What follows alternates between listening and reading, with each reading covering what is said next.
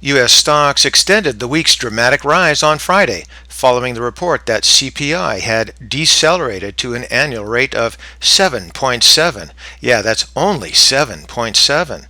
This ignited the most intense rally on Wall Street since early 2020.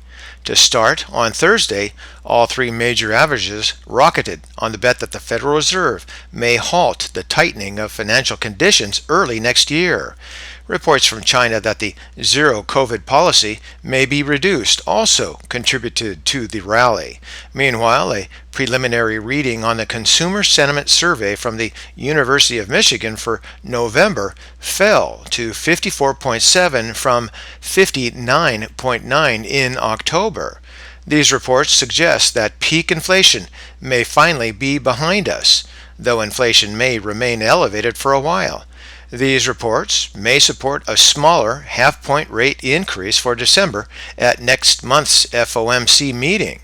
In my opinion, don't get too excited because we all need a dose of reality.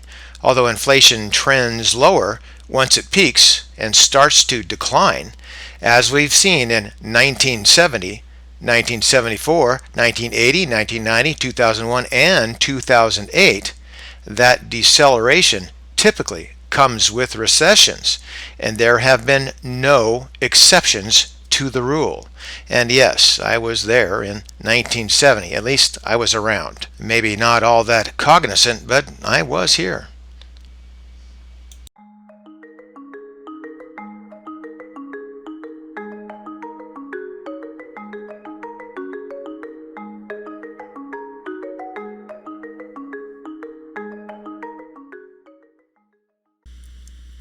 And today we're going to take a look at two charts, beginning here with the 20-year monthly chart on the Fidelity Nasdaq Composite Index ETF, and the symbol in the upper left is ONEQ, and the close on Friday was 44.47, just above that 50 EMA after a bounce off of that, say, 40 level right there. Now, I'm not quite convinced that we're not simply in a bear market rally. I have to see a lot more climb above that 50, well above, and maybe even start to head into that 20. And we have a long time before that happens. So just be careful. Into volume, not much to be seen there, but here in the MACD, as usual, my favorite oscillator. The fast line come down here to below that zero level, but the slow line here in red is still up there. That gap means volatility. It also means it's going to need a lot of time to heal. So be patient. Into the histogram. Very interesting. Signs of a bottoming and basing here, but we do have a long way to go before it retreats all the way back up to that zero level. Now, this is significantly more negative than we were back in 2009. So it could take a while before this moves all the way up here. Now, let's go ahead and take a look at the price rate of change. A little bit of sawtoothing, so just the early stages of a potential bottoming and basing. Still good separation between the fast line and the slow line. Once again, that means time.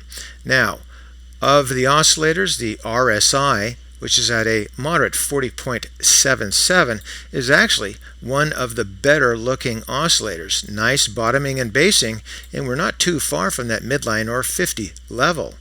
But here into the stochastics and then the Williams below, first the stochastics, you can see that the fast line has not yet crossed through the slow line. Is it going to be something like this in 2009 and a very strong move on up? Possibly, but we'll have to just wait and see. I'm not quite convinced. And then here into the Williams, the bottoming and basing is occurring. We're at just barely above the oversold territory, and I think I'd like to see this move on up to that mid or 50 line or even further up. Back to the price chart. One last look. Now let's go take a look at the weekly chart. And now a quick look at the 2-year weekly chart on the ONEQ, and I think we're just going to simply set up the channel that we've been traveling down. You can see here the bottom trend line moving through like that, and then the top trend line moving down through like that. So we are approaching the 20 EMA here. Haven't gone through. I would imagine we probably do have the strength to move on up through here. We might even go through the line that I've drawn, but once again, that's not professional. It's a bit straight, but you get the idea.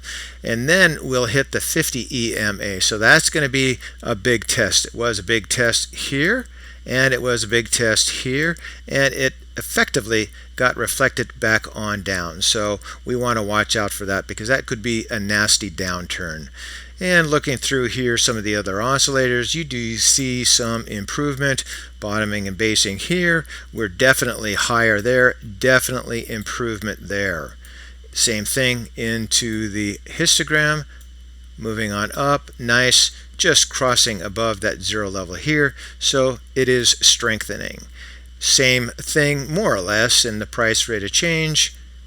Here in the relative strength index, this too is very good. And then to the stochastics with the fast line crossing through, having a bit of sawtoothing, but now it looks like it wants to head on up. So I do think the probability is that we continue to head on up, especially with the Williams near that 50, is probably going to continue on up here, hopefully into that overbought territory, but that's going to take a little while. Back up here to the price chart. Once again, I think the probabilities are on the side of upward movement. I do like the fact that this bottoming and basing here is occurring well above this line, again, the non-professional line, but moving on up here, we don't have as far of a distance to head on through here as if it would have, say, bottomed and based down in this level here. So we're continuing on up. I think that's where the momentum is and the probability. But as usual, be patient and study those stocks because the opportunities are going to be coming here within the next few quarters or so. And for today, that's ChewDog Charts. Thank you.